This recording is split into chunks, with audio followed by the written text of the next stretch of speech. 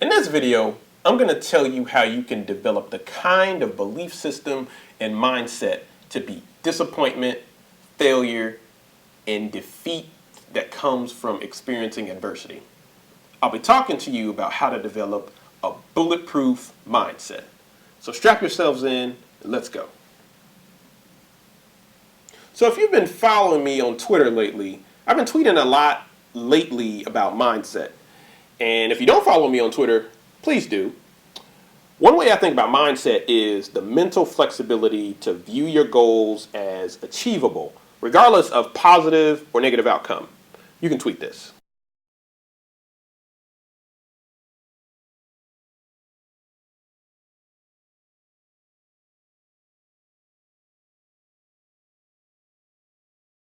There are some really good examples of this in history, but I wanted to tell a story about one in particular, a story about Thomas Edison. And if you haven't heard it before, then you're in for a treat. He embodies this idea perfectly. So the story goes like this. So Thomas Edison came home one day from his day of work at the factory. He had dinner, talking with his wife, and then someone came to deliver him some urgent news. He learned that a fire broke out at his research and production lab a few miles away.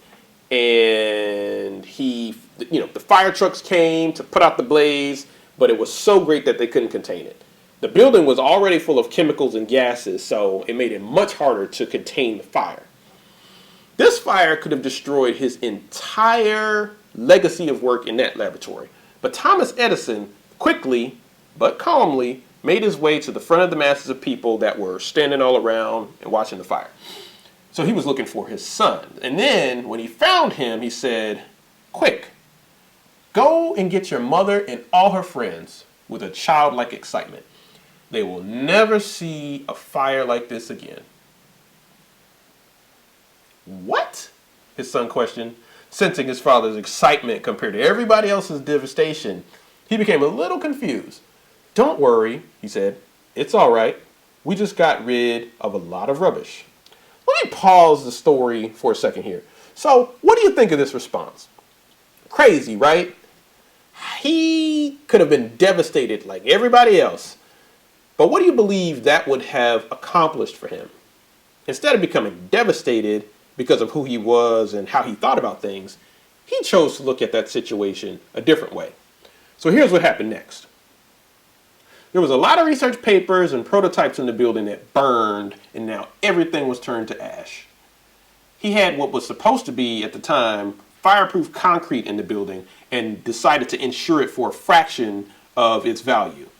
So because of this, he thought he was protected from this type of situation, but apparently he hadn't fully considered the risks of this type of disaster or a fire of this magnitude. So they were only insured for about a third of the value of what was damaged. So this would knock most people out, but instead it gave Edison life. He knew that he wasn't too old to make a fresh start.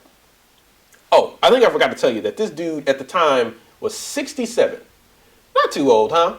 Okay, anyway, within 3 weeks, the factory was back up and running. And within 1 month, its men were working overtime to create new products.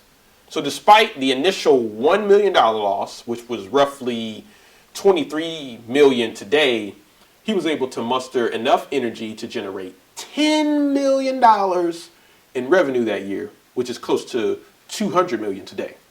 So why does this story matter? What does it have to do with mindset, and what does it have to even do with you?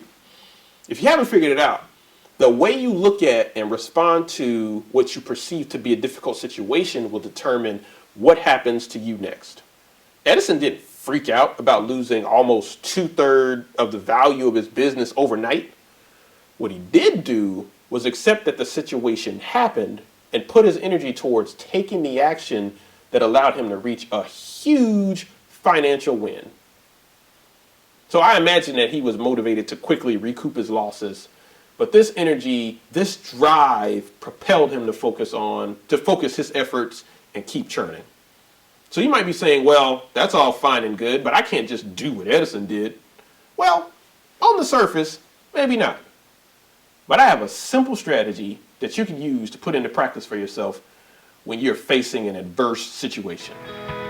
So here's the strategy.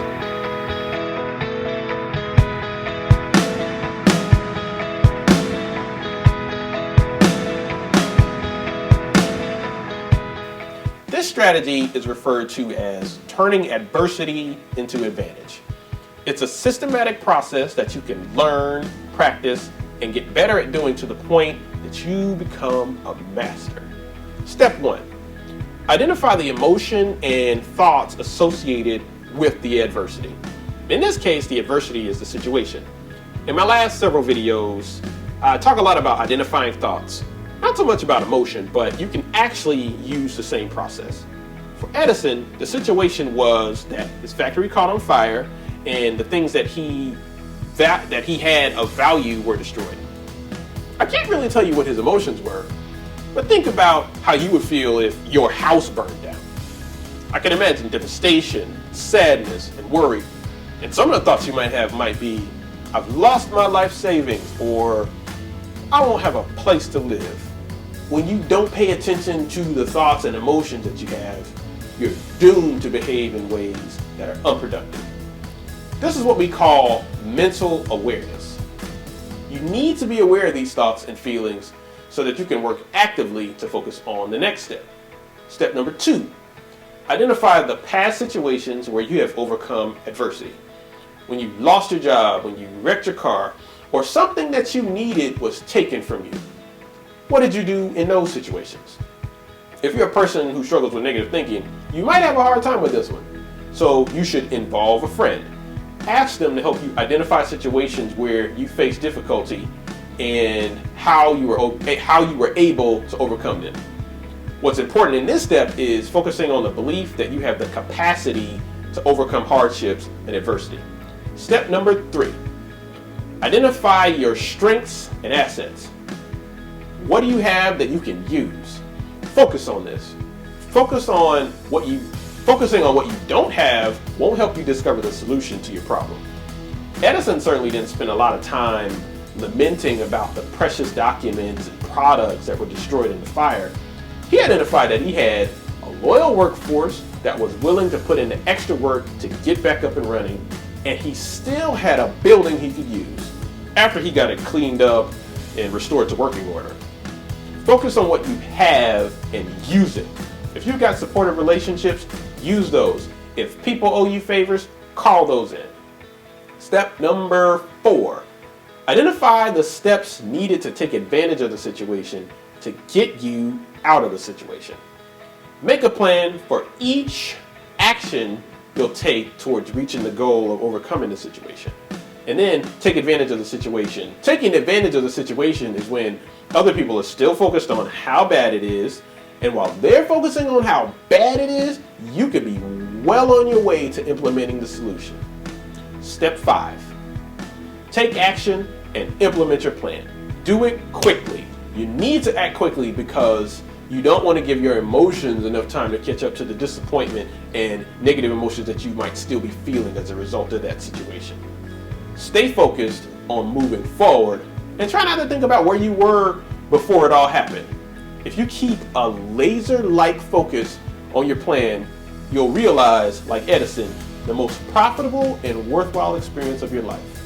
It will teach you and confirm for you the possibility that you can overcome adversity and have a mindset that's bulletproof.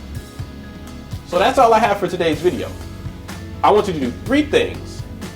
First, if you like this video, click to subscribe to this channel below to get more content about mental strategies for achieving success.